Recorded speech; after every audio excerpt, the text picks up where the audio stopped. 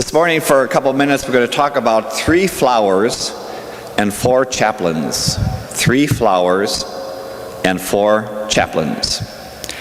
St. Francis of Assisi says that we're related to all of creation. He calls the sun, the moon, sister moon, brother tree, sister flower, brother squirrel. He says God's spirit's in everything, so we're all interrelated. So, if you haven't done it already, this is the weekend, of course, where it's official that you can plant your garden and there's not going to be another frost.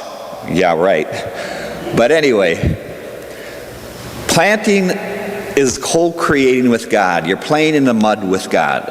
And you get to taste the power of God because you put these tiny little plants or tiny little seeds in the soil and they become magnificent plants and flowers and produce fruit. So, there's 3 flowers I suggest that you plant this season. Morning glories, 4 o'clocks, and moonflowers. These are the flowers that pray for you. Morning glories, 4 o'clocks, and moonflowers. Morning glories open about 8 o'clock in the morning, and they close about 4 o'clock in the afternoon. 4 o'clocks open about 4 o'clock in the afternoon, and they close about 8 o'clock at night. Moonflowers bloom opening about 8 o'clock at night, and they close about 8 o'clock in the morning. 24 hours of prayers, 24 hours of blooms, 24 hours, God's got you covered. All creation's praying for you. So if you find it difficult to pray, know that those brothers and sisters in the garden are keeping vigil for you.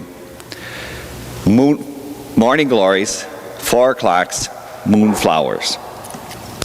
4 chaplains. February 3rd, 1943, the USAT Dorchester left Greenland, crossing the cold Atlantic waters, bringing 900 troops. It was a transport ship. It had been a cruise ship, but it was taken over for transport of troops during World War II. They had to pass through what was known as Torpedo Alley. And sure enough, in the dark, cold waters underneath the ship was lurking a Nazi submarine, which fired off a few torpedoes. One of them was a direct hit. In the hell that follows a torpedo hit, the 4 chaplains who were there did what they could to comfort the soldiers who had been injured and the ones who were dying. The names of the 4 chaplains are Rabbi Alexander Good, obviously Jewish, Reverend George Fox, Methodist, Reverend Clark Poling, Dutch Reformed, Father John Washington, a Catholic priest. Now remember, this was a time when not only was the world at war, but religions were at war. I'm old enough to remember that when I was growing up in the 50s, we were not allowed to go into a Protestant church. Catholics were preaching that only Catholics went to heaven. Lutherans were preaching that only Lutherans went to heaven. Dutch Reform were preaching that only Dutch Reform went to heaven. We simply didn't even talk to each other. It was there were religions at war also. But here's what happened. These 4 chaplains, in the short hell that followed the torpedo hit, because after 27 minutes, the ship was under the water, did what they could to bring God's comfort to these dying soldiers. There were 902 soldiers when the ship left the port.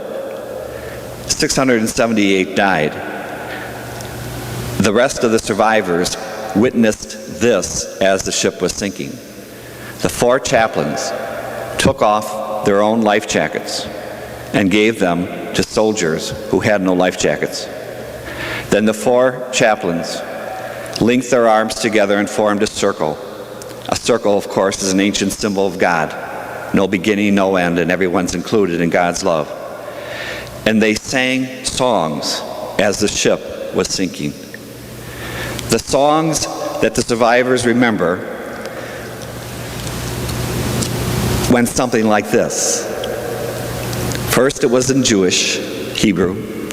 Then there was a song in Dutch, and then in English. But it was the same prayer, and it was this: Our Father, who art in heaven, hallowed be thy name. Thy kingdom come, thy will be done. And they went down. One of the survivors was quoted as saying, if they can die together, why can't we live together? So on this Memorial Day, we remember all the veterans of all the wars who have died for the price of freedom. We also thank all the veterans who are living today. Thank you for what you've done. We also hold up in prayer all the veterans who are homeless, all the veterans who are in nursing homes, government homes. And we also pray for peace and for the safe return of our brothers and sisters in the armed forces, because the price of freedom is still being paid today. But it's not enough to pray for peace. There was just an article in the paper about Joe Manji, the principal at Bradford, who's retiring. And every day over the loudspeaker, he said to the kids, practice peace. So at home, practice peace. When you're driving on the road and somebody cuts you off, practice peace. When you're in the store and someone steps in front of you, practice peace. It's not enough to pray for peace. We have to practice it. So,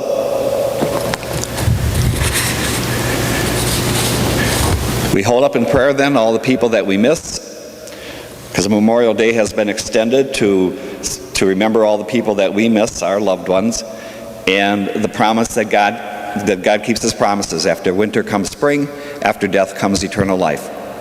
And remember, if you can't remember that all the time, all creation's praying for you. If you don't have a garden and you can't plant those 3 flowers, morning glories, 4 o'clocks, and moonflowers, I got them planted on 23rd Avenue. I got you covered. Our closing hymn is Mine Eyes Have Seen the Glory, number 869. We'll be doing verses 1 and 2.